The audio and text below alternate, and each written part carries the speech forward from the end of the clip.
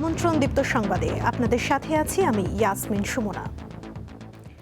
যুদ্ধ বন্ধের জন্য স্থায়ী চুক্তিতে যেতে সমঝোতা স্মারক বা MOU-তে সই করেছেন যুক্তরাষ্ট্রের প্রেসিডেন্ট ডোনাল্ড ট্রাম্প ও ইরানের president Masoud Pezeshkian.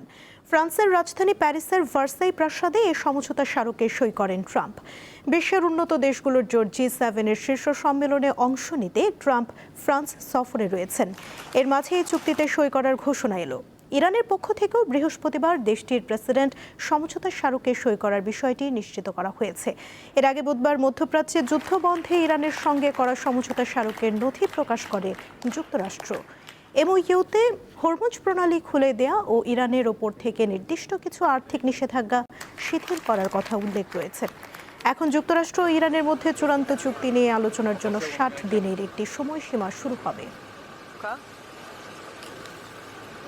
One question for French TV and the Iran deal. You sign?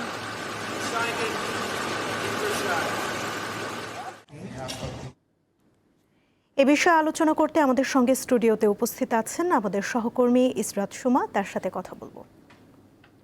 Suma, পূর্ব ঘোষণা অনুযায়ী কিন্তু শুক্রবার চুক্তিতে সই হওয়ার কথা ছিল, তবে একদিন আগেই চুক্তি সই হওয়ার পিছনে কি কারণ রয়েছে বলে আপনার মনে হয়? ধন্যবাদ সুমনা। আমরা গতকাল পর্যন্ত গণমাধ্যমের খবর অনুযায়ী আমরা যতটুকু জানতাম যে সুইজারল্যান্ডে এই ইরান এবং যুক্তরাষ্ট্রের ঐতিহাসিক শান্তি চুক্তিটি সই হবে আনুষ্ঠানিকভাবে, এবং এইখানে হচ্ছে গিয়ে যুক্তরাষ্ট্রের ভাইস প্রেসিডেন্ট জেডি ভ্যান্স এবং ইরানের পক্ষ থেকে পার্লামেন্টের স্পিকার বাঘের গালিবাফ তারা উপস্থিত থেকে সইটি করবেন। কিন্তু আমরা গণমাধ্যম থেকে আজকে জানতে পারছি যে যেহেতু ট্রাম্প ফ্রান্স সফরে রয়েছেন এবং তিনি সেখানে হচ্ছে G7 সম্মেলনের জন্য গিয়েছেন, তিনি সেখানে তারা হচ্ছে গিয়ে সইটি করে ফেলেছে এবং সেখানে তারা দুই দেশের দুই প্রেসিডেন্ট তারা দূরবর্তী অবস্থানে থেকে তারা ইলেকট্রনিকভাবে চুক্তিটি সই করে ফেলেছেন। আসলে একদিন আগে হয়ে যাওয়ার কারণ কি? ট্রাম্পের অবস্থান সম্পর্কে আসলে কিছুই বলা যায় না। ট্রাম্প কি বলছেন বা কি করছেন, তিনি কিন্তু এর আগেও অতীতেও আমরা অনেকবার দেখেছি যে তিনি প্রায় হচ্ছে তার ট্রুথ সোশ্যালে তিনি লিখতেন চুক্তি চূড়ান্তের পথে, কিন্তু ইরান থেকে সেটা অস্বীকার করা হতো। এতে তাছাড়া তিনি বলতেন যে মার্কিন অবরোধ খুব কঠোরভাবে চলছে, কিন্তু আমরা গণমাধ্যমের খবরে দেখতাম যে বিভিন্ন নৌযান বা বিভিন্ন ট্যাঙ্কার কিন্তু সেখান থেকে চলাচল করত। তো ধারণা করা হচ্ছে যে এবারের চুক্তিটা যেন কার্যকর হয়, শান্তির চুক্তিটা যেন তারা কার্যকর করতে পারে এবং এই চুক্তিটা যেন ভালো মতো বাস্তবায়ন হয়, সেই লক্ষ্যেই হয়তোবা তারা তাড়াতাড়ি করে ফেলেছেন। এবং যতটুকু আমরা গণমাধ্যমের বরাতেই জানতে পেরেছি যে আগামীকাল আর সুইজারল্যান্ডে কোনো আনুষ্ঠানিকভাবে চুক্তি সই হবে না।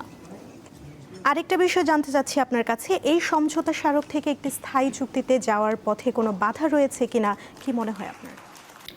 আমরা যতটুকু জানি যে এটি একটি সমঝোতা চুক্তি সই হয়েছে এবং এই সইটা হওয়ার মধ্যে দিয়ে 60 দিনের একটি সময়সীমা শুরু হলো। এই চুক্তিতে কিন্তু এখনও অনেক কিছু অমীমাংসিত বিষয় রয়েছে। এই 60 দিনের আলোচনার পর সেখানে অমীমাংসিত বিষয়গুলো নিয়ে আলোচনা হবে। ইরানের সবথেকে বড় ইস্যু হচ্ছে ইরানের পারমাণবিক ইস্যু, যে বিষয়টা নিয়ে আসলে যুক্তরাষ্ট্র হচ্ছে এই চুক্তিটা করতে চায় যে ইরান পারমাণবিক কর্মসূচি কার্যকর করতে পারবে না, তারা পারমাণবিক বোমা বানাতে পারবে না। এই বিষয়টা নিয়ে আলোচনা হবে, পারমাণবিক বিষয়টি নিয়ে আলোচনা হবে, চুক্তিটা কিভাবে বাস্তবায়ন করা হবে, অর্থাৎ চূড়ান্ত চুক্তির জন্য একটি আলোচনা শুরু হবে। এখানে স্থায়ী চুক্তি যাওয়ার পথে বাধা, ট্রাম্প নিজেও বাধা এবং সবথেকে বড় বাধা হচ্ছে গিয়ে ইসরায়েল। কারণ যুক্তরাষ্ট্র এবং ইরানের মধ্যেকার চুক্তি হয়েছে এবং এই সমঝোতা চুক্তি যখনই ঘোষণা করা হয়েছিল ইসরায়েল কিন্তু ঘোষণা দিয়েছিল যে আমরা এই চুক্তির সাথে নেই, এবং তখন থেকেই কিন্তু তারা বেশ নাখোশ। তারা বলছে আমরা আমাদের নিরাপত্তার জন্য যে কোনো কিছু করব। আর ইরানের সবথেকে চুক্তির প্রথম দিকেই কিন্তু ইরান বলেছে লেবানন, গাজা সহ সব ফ্রন্টে সামরিক অভিযান বন্ধ করতে হবে।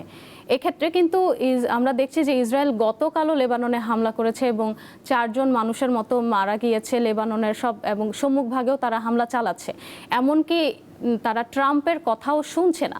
সো ইরান বলেছে যে যদি এই হামলা চলতে থাকে তারা কিন্তু এই চুক্তি থেকে বেরিয়েও যেতে পারে। অর্থাৎ আমরা বলতে পারি যে সবথেকে বড় বাধা হচ্ছে ইসরায়েল যদি ট্রাম্পের কথা না শোনে বা তারা যদি এই হামলা সামরিক অভিযান চালিয়ে যেতে থাকে তাহলে স্থায়ী চুক্তি আসলে কতটুকু হবে তা নিয়ে একটি অনিশ্চয়তা কিন্তু থেকেই যায়। সুমা, ধন্যবাদ আমাদের সঙ্গে যুক্ত থাকার জন্য। আপনাকেও ধন্যবাদ।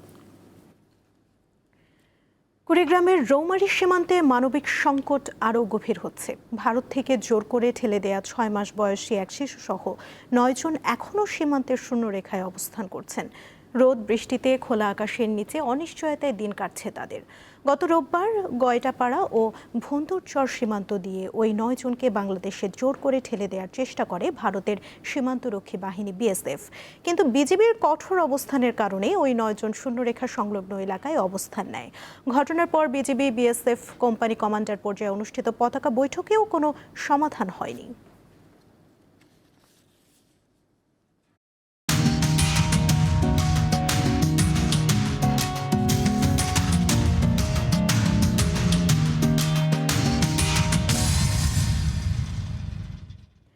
ক্ষমতার অপব্যবহার করে বিপুল সম্পদের মালিক হয়েছিলেন সাবেক পুলিশ প্রধান বেনজির আহমেদ। স্ত্রী ও 2 মেয়ের নামেও গড়েন সম্পদের পাহাড়। দুবাইয়ে গ্রেফতারের পর এবার তাকে দেশে ফিরিয়ে আনার চেষ্টা করছে সরকার। আইনজীবীরা বলছেন, বেনজিরকে দেশে ফেরানো খুব কঠিন কিছু নয়।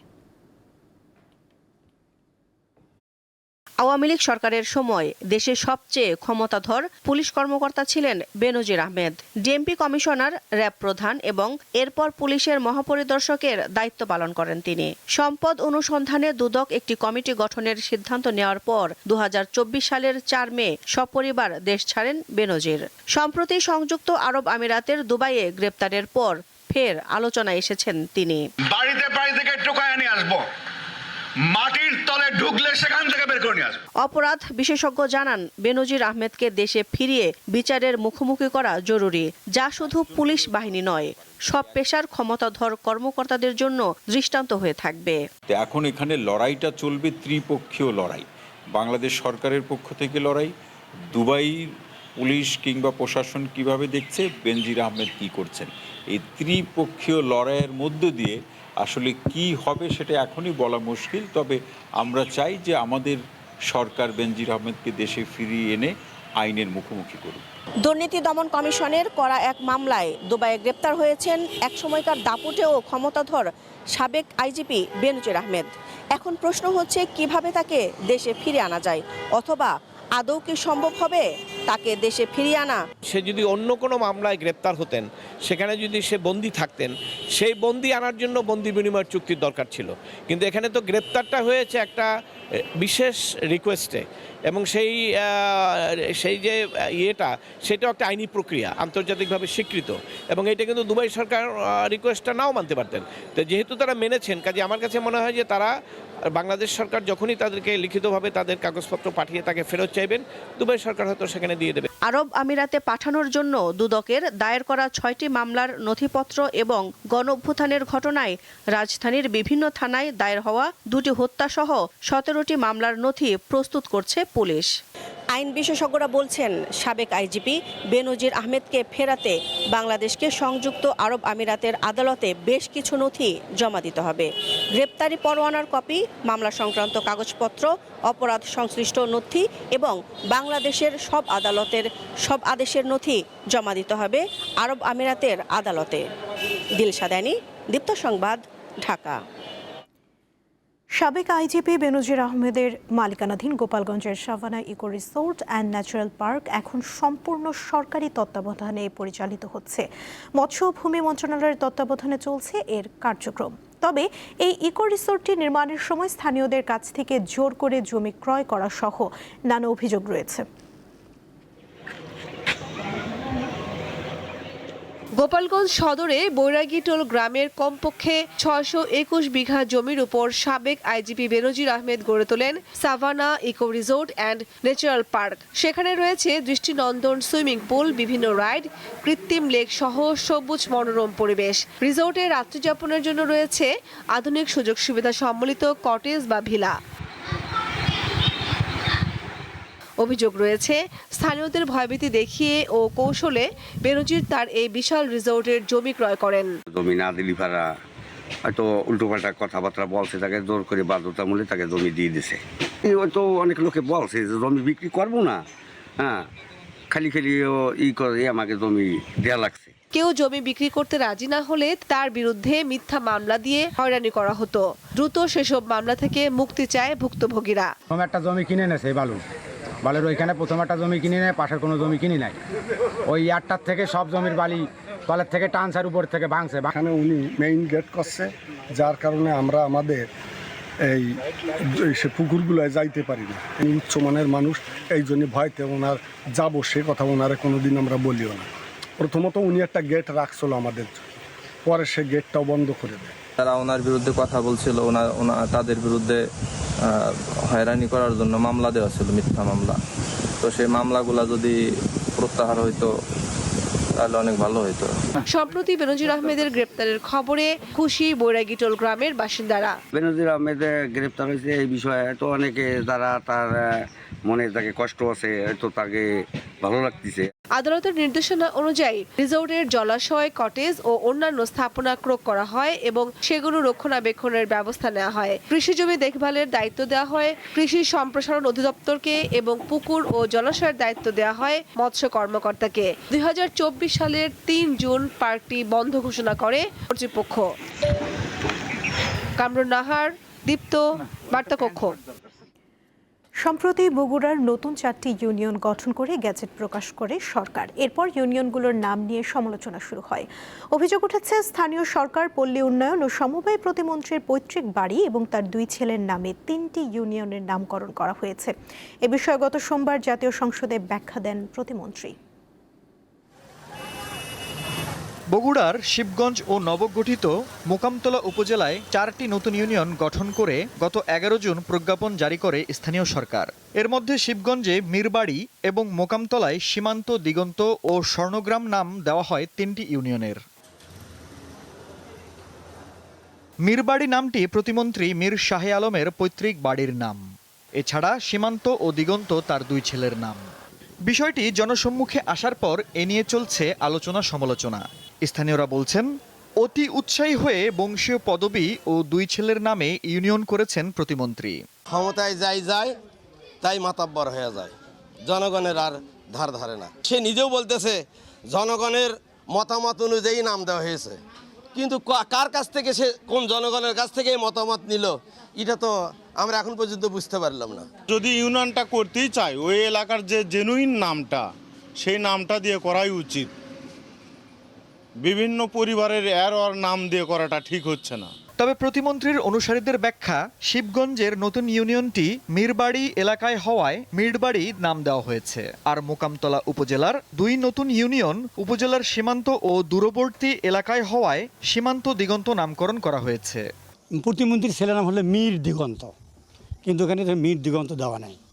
দেউল ইউনিয়নের প্রথম দ দিয়ে আয় করা আছে, সেজন্য দিগন্ত নাম করা হয়েছে। আমরা দিগন্ত আমরা যে করে দেখলাম, সামনে 2 কিলোমিটার ফাঁকে 2 সীমানার কারণে আমাকে দিগন্ত নামটাও ভালো হচ্ছে। পরিবারের সদস্যদের নামে ইউনিয়নের নামের বিষয়ে গত সোমবার জাতীয় সংসদে ব্যাখ্যা দেন প্রতিমন্ত্রী মীর শাহে আলম।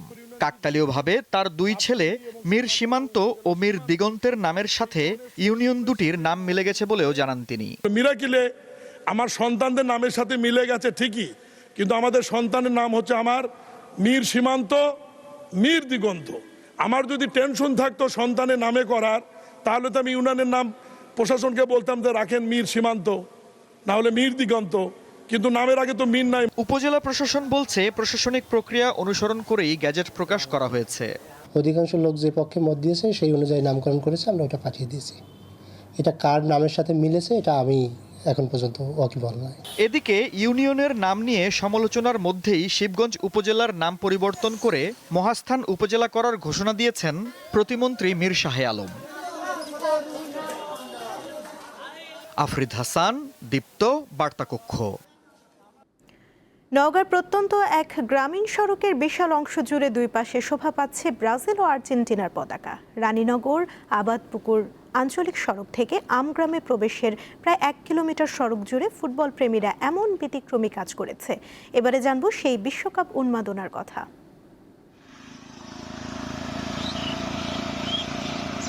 বিশ্বকাপ ফুটবলের উন্মাদনায় ভাসছে সারা বিশ্ব, তারই ধারাবাহিকতায় বাংলাদেশেও কিন্তু বিশ্বকাপ ফুটবলের ঝড় বয়ে যাচ্ছে। বিশেষ করে সমর্থক যারা রয়েছে তাদের মধ্যে কিন্তু বিভিন্ন ধরনের কার্যক্রম চোখে পড়ছে। বিশেষ করে ব্রাজিল ও আর্জেন্টিনার সাপোর্টার সংখ্যা বেশি আমাদের বাংলাদেশে।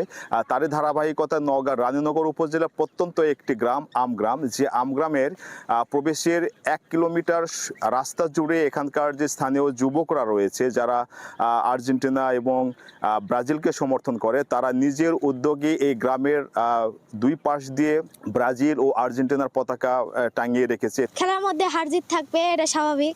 হারলেও ব্রাজিল, জিতলেও ব্রাজিল, অলওয়েজ ব্রাজিল। আমরা অনেক ছোট থেকেই হচ্ছে আর্জেন্টিনার সাপোর্ট করি, আর এটা হচ্ছে আমাদের ধরতে গেলে বলা হচ্ছে আবেগী। এখান থেকে গ্রামের হচ্ছে সবাই মানে আর্জেন্টিনার যেগুলো সমর্থক আছে কম বেশি যে যা পারছে এমন করেই সবাই সহযোগিতা করছে বিধায় আমরা এতদিন পর্যন্ত আসতে পারছি। আর এরকম মনে হয় না কোনো জাত হয়েছে, আমরা যেরকম করছি এটা রাস্তার জন্য অপরূপ সৌন্দর্য বাড়াইছে।